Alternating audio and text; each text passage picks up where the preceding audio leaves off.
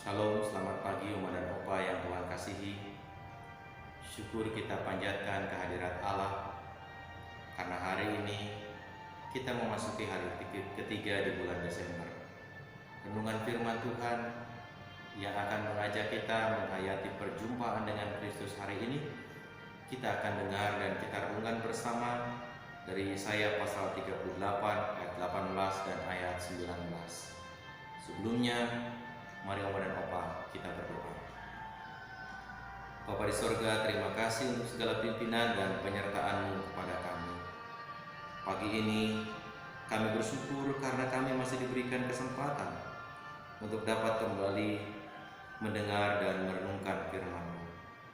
Sebentar kami akan mendengarkannya dan merenungkannya, maka mampukan kami untuk dapat melakukan firman Tuhan dengan baik dan benar dalam hidup kami. Inilah doa kami Bapa, dalam nama Tuhan Yesus kami bersyukur. Amin. Yesaya 38 ayat 18 dan 19 berkata, sebab dunia orang mati tidak dapat mengucap syukur kepadamu, dan maut tidak dapat memuji-muji Engkau. Orang-orang yang turun ke liang kubur tidak menanti-nanti akan kesetiaan. Tetapi hanyalah orang yang hidup, dialah yang akan mengucap syukur kepadamu. Seperti aku pada hari ini, seorang bapa memberitahukan kesetiaanmu kepada anak-anaknya.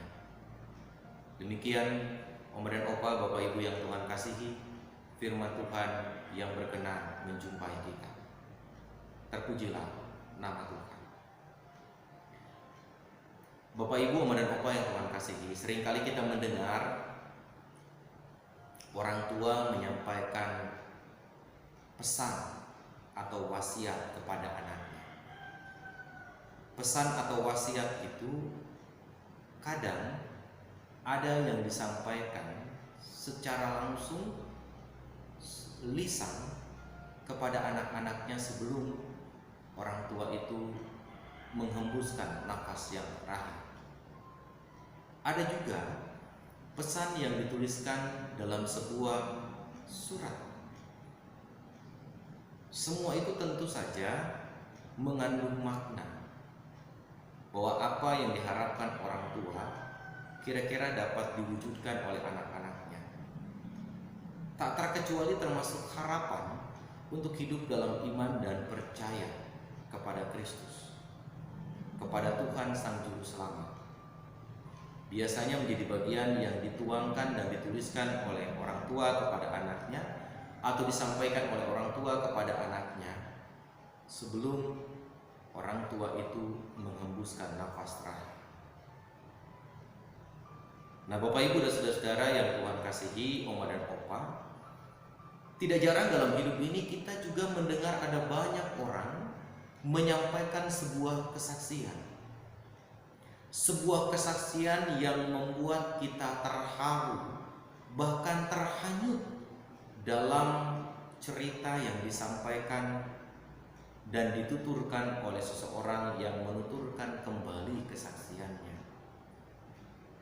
Misalkan, saat ada orang yang selamat dari bencana besar yang melanda kehidupan wilayahnya atau desanya itu, dan dia menjadi salah satu di antara sekian banyak orang yang turut selamat, kita seringkali mendengar sebuah penuturan.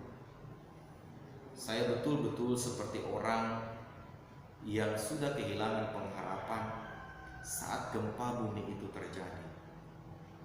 Bangunan rumah yang runtuh menimpa saya, dan ternyata ketika saya membuka mata, saya masih hidup. Di situ saya ingat firman Tuhan yang disampaikan oleh Nabi Yesaya. Sebab dunia orang mati tidak dapat mengucap syukur kepadamu, dan maut tidak dapat memuji-muji Engkau. Orang yang turun ke liang kubur tidak menanti-nanti akan kesetiaanmu, tetapi hanya orang yang hidup, dialah yang akan mengucap syukur kepadamu. Seperti aku pada hari ini, seorang bapa memberitahukan kesetiaanmu kepada anak-anaknya. Ayat Alkitab ini menggugah saya mengingatkan saya untuk selalu bersyukur ketika saya diberi nafas kehidupan. Penuturan itu tidak jarang ketika dibarengi dengan cerita yang luar biasa, dibarengi dengan kesaksian yang penuh nuansa emosional, tidak jarang melahirkan suasana haru yang mendalam.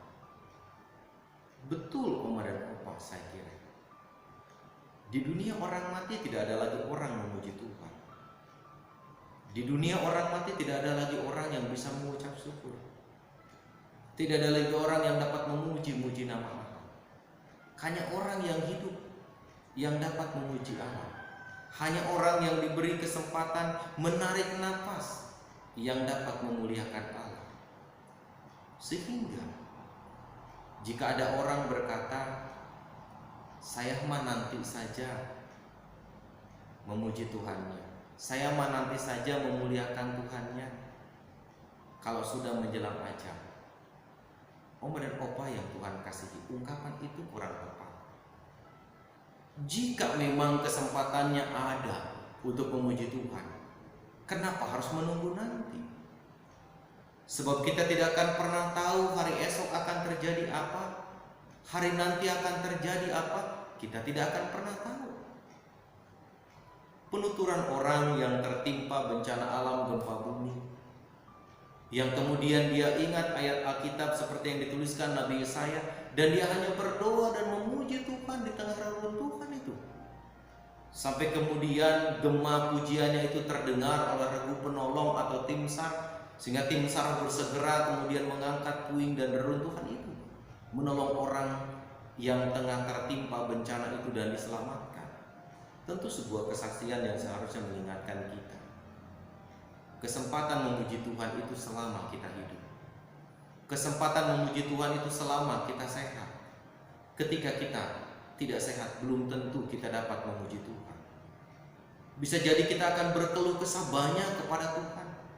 Bisa jadi kita akan mengungkapkan banyak sumpah serapah kepada Tuhan. Tapi justru ketika kita sehat, ketika kita diberi kesempatan menarik nafas, itulah kesempatan yang baik buat kita untuk memuji Tuhan. Itulah kesempatan yang baik kita untuk menanti-nanti dan berharap kepada Tuhan. Seperti Nabi Yesaya mendengarkan cerita kebaikan Bapa kepada anak-anaknya, demikian pula kita seharusnya di tengah kehidupan yang kita jalani, kesempatan untuk memuji Tuhan selagi kita diberikan dan selagi kesempatan itu kita miliki, pergunakan dengan baik. Karena memang benar Oma dan Opa, Bapak Ibu yang Tuhan kasihi, ada kesempatan, ada saat kita tidak dapat lagi memuji Tuhan, yakni ketika napas sudah menjadi bagian yang terpisah dari tubuh kita. Ketika kita tidak lagi bisa berujar dan berkata apa-apa, tak mungkin lagi kita bisa memuji Tuhan dengan semua itu. Karena itu, sepenggal ayat Alkitab yang dituliskan oleh Nabi Yesaya kepada umat Tuhan yang tengah berada dalam pembuangan, hendaknya mengingatkan kita kembali. Selama masih ada mentari, disitulah nyanyian pujian harus menjadi bagian yang terus dapat kita lantunkan. Selama masih ada harapan untuk berjumpa dengan Allah, disitulah kaki kita harus melangkah untuk menyusuri hidup ini dalam perjumpaan dengan Kristus di tengah hidup kita. Oma dan Opa yang Tuhan kasihi, kita harus bersyukur dan bahkan patut bersyukur kepada Allah. Karena hingga usia kita memasuki usia indah, kesempatan mendengarkan Allah menyapa kita menjadi bagian yang kita pergunakan dengan baik. Kesempatan kita menyapa Allah untuk menyampaikan pujian dengan syukur dan sukacita menjadi kesempatan yang Tuhan anugerahkan dan percayakan kepada kita. Jangan sia-siakan kesempatan itu. Jangan biarkan kesempatan itu berlalu di tengah-tengah kehidupan kita. Karena bila sudah datang waktunya, kita tidak akan dapat berbuat apa yang harus kita perbuat. Tapi hari ini, ketika kita masih bisa berbuat untuk memuji Tuhan, perbuatlah itu. Jadikanlah hidup kita sebagai kesempatan untuk menyanyikan kesetiaan Tuhan. Jadikanlah kesempatan kita untuk merasakan kebaikan Allah menjadi sarana kita untuk menceritakan perbuatan kasih-Nya di tengah hidup kita. Oma dan Opa yang Tuhan kasihi, cerita seorang muda yang tengah pergi berlayar menyusuri Teluk Jakarta dan berencana bahwa sore hari mereka akan kembali ke tengah-tengah keluarga. Namun kapal yang ditumpangi karam diterjang gelombang dan kapal itu terbalik, membuat banyak anak muda itu terjatuh ke laut. Satu di antara anak muda itu ingat betul akan ayat Alkitab yang disampaikan Nabi Yesaya ini. Dan selama dia berpegangan pada serpihan papan dari perahu yang ditumpangi, dia bernyanyi dan bernyanyi. Karena dia berpikir dia masih dianugerahkan hidup oleh Tuhan. Karena dia berpikir dia masih bisa bernyanyi untuk Tuhan. Dan selang beberapa jam, ada regu penolong yang datang karena mendengar nyanyian yang dilantunkan anak muda tadi. Begitu pula dengan kita, Oma dan Opa. Selama mulut kita masih bisa bernyanyi untuk Tuhan, bernyanyilah buat Dia. Senangkanlah Allah oleh setiap pujian yang dapat kita lakukan di masa-masa indah hidup kita. Karena Tuhan bukan hanya menuntut nyanyian merdu dari kita, tapi Tuhan menuntut kehidupan yang kita jadikan, kehidupan yang kita terima dan kita miliki menjadi alat untuk terus menyenangkan Dia.